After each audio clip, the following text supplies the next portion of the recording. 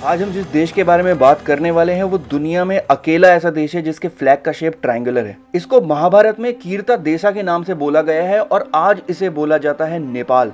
इस वीडियो में हम डिस्कस करने वाले हैं कि क्यों महाभारत में इसको ये नाम दिया गया और इसके फ्लैग की त्रिकोणीय शेप के पीछे रीजन क्या है और क्यों नेपाल एक दूसरा देश होने के बावजूद नेपाली लोग इंडियन आर्मी में सर्व करते हैं। हमारे चैनल पे हुए पोल्स में सब्सक्राइबर्स ने ये टॉपिक चूज किया तो हम अपने खास सब्सक्राइबर्स के लिए ये वीडियो लेकर आए हैं। वीडियो शुरू होने से पहले अगर आपने चैनल को सब्सक्राइब नहीं किया है तो प्लीज कर लीजिए और पोल्स में जरूर बताएं कि कौन से टॉपिक्स पे आप वीडियो देखना चाहेंगे। और अगर आपको ये वीडियो पसंद आए तो प्लीज इसे लाइक करें, इससे हमारी बहुत मदद होती है। कहानी शुरू होती है जब 4 से 5 करोड़ साल पहले इंडिया का लैंडमास यूरेशिया से टकराया और इस बड़े टकराव की उथल पुथल से दुनिया के सबसे बड़े माउंटेन्स बने जिन्हें कहा जाता है हिमालयाज। ये पहाड़ इतने बड़े थे कि यहाँ किसी भी साम्राज्य को इन पर जीत हासिल कर पाना बहुत ही मुश्किल था। अब तक हुई खोज के अकॉर्डिंग नेपाल की सबसे पहली ट्राइब्स 4000 से 4500 साल पहले तिब्बत से यहाँ माइग्रेट हुई। नेपाल का सबसे पहला साम्राज्य था गोपाल डायनेस्टी। ये साम्राज्य करीब 500 साल तक चला।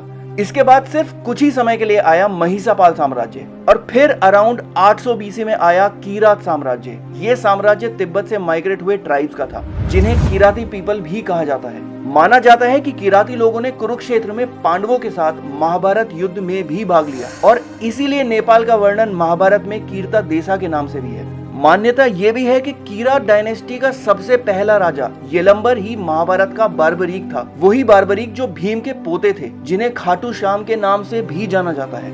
किरात डायनेस्टी एक बहुत ही प्रोमिनेंट डायनेस्टी थी जिसने करीब 1200 साल तक राज किया। इसके बाद कई और साम्राज्य आए जैसे लच्छवी डायनेस्टी, ठाकुरी डायनेस्टी, माला डायनेस्टी और फिर आई शाह डायनेस्टी जिसे गोरखा डायनेस्टी भी कहा जाता है। शाह डायनेस्टी इतनी पावरफुल थी कि इसने पहली बार पूरे नेपाल का यूनिफिकेशन भी किया और इस डायनेस्टी ने इंडिया के गढ़वाल से लेकर सिक्किम तक का एरिया भी अपने कंट्रोल में ले लिया और अपने इसी एक्सपेंशन के चलते उनकी कॉन्फ्लिक्ट शुरू हुई अंग्रेजों की ईस्ट इंडिया कंपनी से जो इस टाइम तक इंडिया में आ चुके थे और दोनों के बीच 1814 से 1816 के बीच एक बड़ी जंग हुई। ईस्ट इंडिया कंपनी को गोरखा वॉरियर से जीतना काफी मुश्किल लगा तो उन्होंने एक शांति समझौता साइन किया जिसे ट्रीटी ऑफ सिगाउली भी कहा जाता है। इस ट्रीटी के बाद ईस्ट इंडिया कंपनी ने गोरखा सैनिकों को हायर करना शुरू कर दिया और अब बनी गोरखा ब्रिगेड की फर्स्ट रेजिमेंट। फिर 1947 में यूके, इंडिया और नेपाल के बीच एक ट्राईपार्टाइट एग्रीमेंट साइन हुआ जिसके अनुसार इंडिया के आजाद होने के बाद भी इंडियन आर्मी नेपाल से गोरखा सैनिक हायर करने की परंपरा कंटिन्यू रखेगी।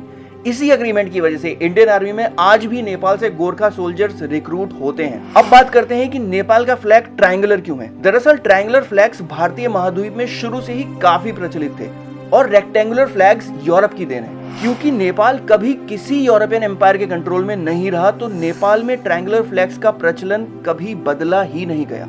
नेपाल के फ्लैग्स के 2 ट्रायंगल्स यहाँ के विशाल माउंटेन्स को दर्शाते हैं और उसी के साथ साथ ये 2 ट्रायंगल्स यहाँ के 2 बड़े धर्म हिंदुइज्म और बुद्धिज्म को भी दर्शाते हैं। इस फ्लैग में जो चांद है वो यहाँ के लोगों की शांति प्रियता को दर्शाता है और सूरज उनकी वीरता को। तो उम्मीद है कि आपको उन सब सवालों का जवाब मिल गया होगा जो हमने वीडियो के स्टार्ट में उठाए थे। अगर आप कुछ भी कहना चाहते हैं तो कमेंट बॉक्स आपके लिए हमेशा खुला है। अब मैं आपसे नेक्स्ट वीडियो में मिलूंगा, तब तक ख्याल रखें।